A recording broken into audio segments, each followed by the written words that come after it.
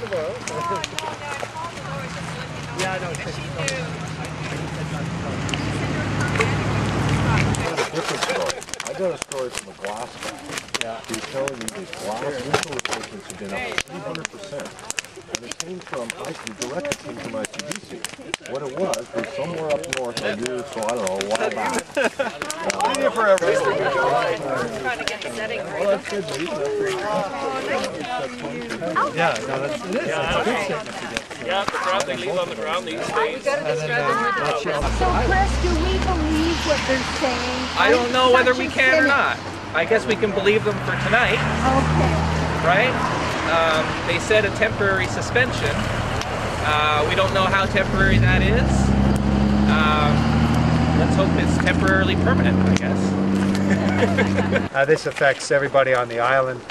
When you lose these kind of, such obvious viewscapes that it's so obviously contrary to the public interest, people voice their concerns and, embarrassment. And I will give it to Island Timberlands. It looks like they're backing down.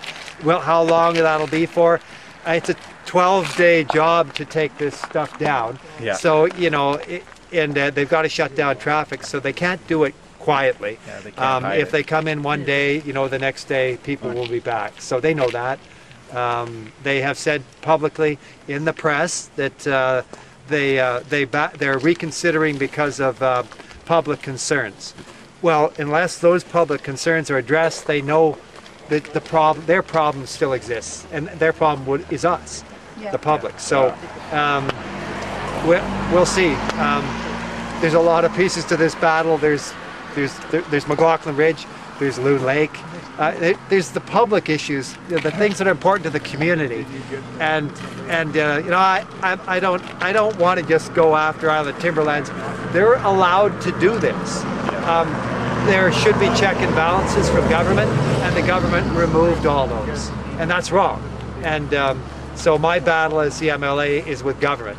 So I have contacted 2 ministers on this stuff about the removal of the lands, about from the tree farm license from public protection, and about stifling ministry scientists around some of these forest practices, because the government's own scientists have said a lot of this stuff is wrong and they don't support it.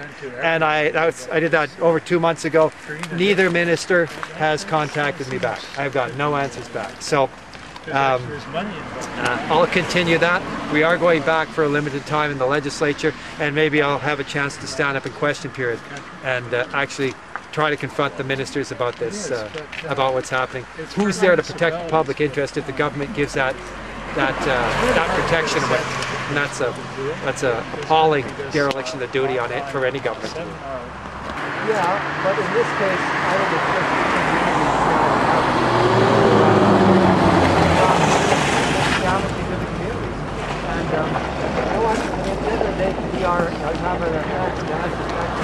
There has to be some ability for local governments to have some say on what happens in the communities around them. They do with any other activity on the land.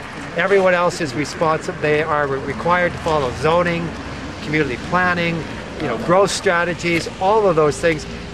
The private managed forest lands were given an exemption from that. The only entities to be given that exemption in 2004 when they did the Private Managed Forest Land Act. So that's a problem. So we have to make sure that local governments can get back that control, I think. They have to be able to have a meaningful say on what happens on the lands that affect the people of the communities. It's a pretty simple formula, I think.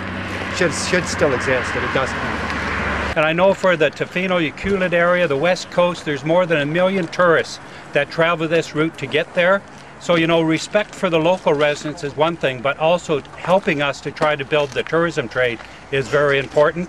And, the good conscience of a timber company, I think, needs to come into play, that for the respect for all of the folks, and especially for, in support of what we're trying to do here on our nice island. Yeah.